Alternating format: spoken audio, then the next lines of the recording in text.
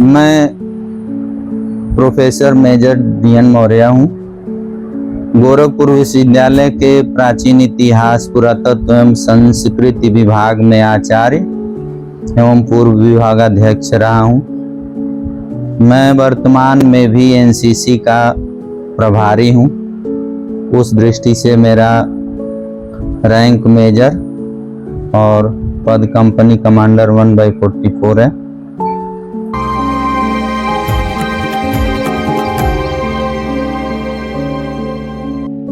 अच्छा, एक प्रश्न ये था, जैसे आहत मुद्राओं की हम बात करते हैं तो एक बार थोड़ा सा, जैसे कुछ कला विद्यार्थी होते हैं जिनको नहीं पता आहत मुद्राएं क्या है, अगर वो इतिहास विद्यार्थी है तब तो वो जानेगा, तो आप थोड़ा सा इसको एक बार डिफाइन करिए कि आहत मुद्राएं क्या है और किस प्रकार से निर्मित की जाती है। देखिए, आहत मुद्राएं पहले तो भारत की प्राचीनतम मुद्राएं हैं। इनकी आवश्यकता सबसे पहले अर्थव्यवस्था को गतिशील करने के लिए पड़ी। तो 6ठी शताब्दी BC में ऐसे कोई बहुत बड़े राष्ट्र या राज्य के रूप में नहीं था, तो जो अर्थव्यवस्था थी वो व्यापारियों के द्वारा संचालित होती थी। राजा का नियंत्रण थोड़ा बाद में स्थापित हुआ उस पर। तो उनको लेन देन में जैसे अदला बदली से परेशानी होती थी। तो 6ठी शताब्दी या बुद्ध काल में आते आते बहुत ज्यादा धार्मिक, सांस्कृतिक, सामाजिक परिवर्तन देखने को मिलता है। उन परिवर्तनों का परिणाम आर्थिक परिवर्तन भी हुआ। तमाम आर्थिक बाध्यताएं समाप्त हुई बौद्ध काल में, जैसे समुद्री यात्रा का निषेध वो समाप्त हुआ, नगर के जीवन का जो उसको निषेध किया गया वो समाप्त हुआ।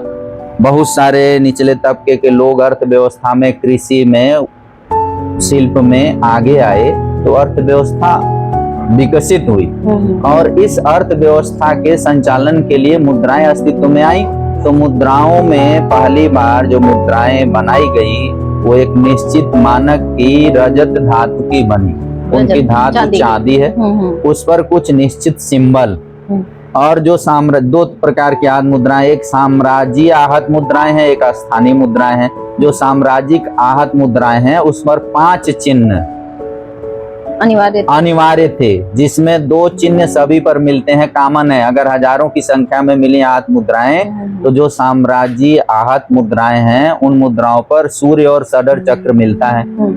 उनको भी धर्म से ही जोड़ा गया है। सूर्य तो यूनिवर्सल है, वो किसी एक देश, संस्कृति या जाति या सभ्यता का नहीं है। तो सूर्य का अंकन पहले मिलता है जो एक सार्वभौमिक है। तो फिर अपनी संस्कृति के व्यापकता को उस समय आप देख सकती हैं कि क्या दृष्टि रही होगी जब मुद्रा जैसी चीज आई अस्तित्व में। और एक बात और आप ध्यान दीजिए, इतिहास में अगर किसी चीज की निरंतरता कभी भंग नहीं हुई और बढ़ती गई एक बार उद्भव के बाद, तो वो मुद्रा उनमें से एक है। कई चीजें बदल गई, मूर्ति निर्माण, घर निर्माण, बहुत सारे मूल्य मान्यताएं बदले, लेकिन मुद्रा अस्तित्व में 6ठी शताब्दी BC में आई। तो 2600 साल से उसकी महत्ता बढ़ती जा रही है। रूप परिवर्तित हुआ लेकिन महत्ता नहीं घटी। अर्थव्यवस्था का नियम है वो। और उसका नाम आहत इसलिए पड़ा है कि उसको बनाने में 2-3 विधियां हैं। मुख्य ये है कि उस पर टंकण, आहत का मतलब होता है पंच करना, मारना, ठोकना। तो जो उस पर 5 सिंबल है या कोई भी सिंबल है, तो या तो चांदी के टुकड़े को काट कर या पिघला के छोटे छोटे टुकड़े में बनाकर उस पर बाद में चिन्ह अलग अलग, वो बिंब टंक जिसको बोलते हैं, उस समय की टर्मिनोलॉजी है मुद्रा निर्माण में। तो अलग अलग बिंब टंक से उस पर ठोके जाते हैं। तो उस पर बनाने की टकसाल है, मिंट हम जिसको कहते हैं। वहां पे चांदी पिघलाई जा रही है, चांदी के पत्थर, फिर चांदी के टुकड़े, फिर उन पर चिन्ह का अंकन, फिर उनकी तौल बराबर करने के लिए उनको काटते भी थे अगर वो ज्यादा है तो इस कभी कभी एक सिंबल दूसरे पर अंकित हो गए हैं, पार्शियली वो ओवरलैप भी कर रहे हैं, कभी कोई सिंबल कट भी गया है, लेकिन 5 सिंबल उन पर अनिवार्यता है। तो आहत करके या पंच करके या ठोक करके चिन्ह अंकित करने के कारण उनका नाम आहत मुद्रा पड़ा। उसको VS अग्रवाल और हमारे ही विभाग के पूर्व यशस्वी आचार्य प्रोफेसर VS पाठक जी ने इसको नाम दिया। अच्छा।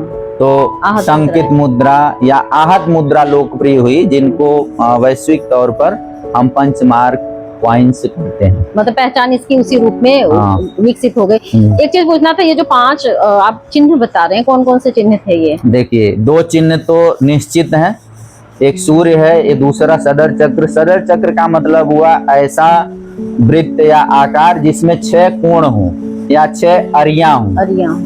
ठीक। हाँ। तो सदर माने 6 और चक्र है ना, तो ऐसा गोल सिंबल जिसमें 6, तो कहीं वो 6 एरो बनाया है उन्होंने, कहीं उन्होंने 6 नुकीले बस बना दिए हैं, कहीं उन्होंने 6 लाइन खींच दी है, कहीं सूर्य के जैसा ही बना दिया है 6 केवल, सूर्य में ज्यादा है, कहीं एक हरे वृत्त में है, कहीं दोहरे वृत्त में है।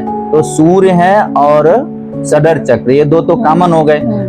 तीसरे से लेकर बहुत सारे सिंबल परिवर्तनशील हैं जो अलग अलग बदल रहे हैं। जैसे उसमें अगर आकृतियों को वर्गीकरण करेंगे तो वो पशु आकृतियां हैं, मानव आकृतियां हैं, वनस्पति आकृतियां हैं, ज्यामितीय आकृतियां हैं। तो उसमें फिर पशु शुरू होते हैं जिसमें कुत्ता है, अभी कहीं अकेले है, हाँ। अच्छा। कहीं वो पर्वत पर अंकित है, फिर वो तोता है, अच्छा। फिर उल्लू है, फिर मोर है, हाथी है, वृषभ है। तो ये पशुओं का अंकन होता है, इसमें से कोई एक अंकित मतलब है। कोई वन्य जीव या ये आप पशु जगत के कोई हो एक सकते हैं। प्रतीक वो है, एक मनुष्य प्रतीक है, कहीं कहीं मनुष्य ऐसे हाथ फैलाए हुए उस पर अंकित है, कहीं कहीं वो वनस्पतियों का वेदिका में वृक्ष है, बिना वेदिका के वृक्ष है, केवल टहनी है, ये वृक्ष जगत से है। फिर नदियां हैं, पर्वत हैं, प्रकृति से भी उस पर सिंबल अंकित है।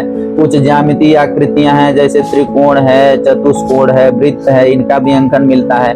तो इसमें हजारों की संख्या में अंकन है, लेकिन 2 चीज तय है। एक तो संख्या 5 है साम्राज्यिक आहत मुद्राओं पे, उनमें दो जो है प्रतीक वो तय है, सब पर है, कॉमन है। 3 बदलते हैं जिनमें यही आकृतियां हैं, वनस्पति जगत से हैं, पशु जगत से हैं, मनुष्य जगत से हैं, प्रकृति से हैं और ज्यामितीय आकृतियां हैं।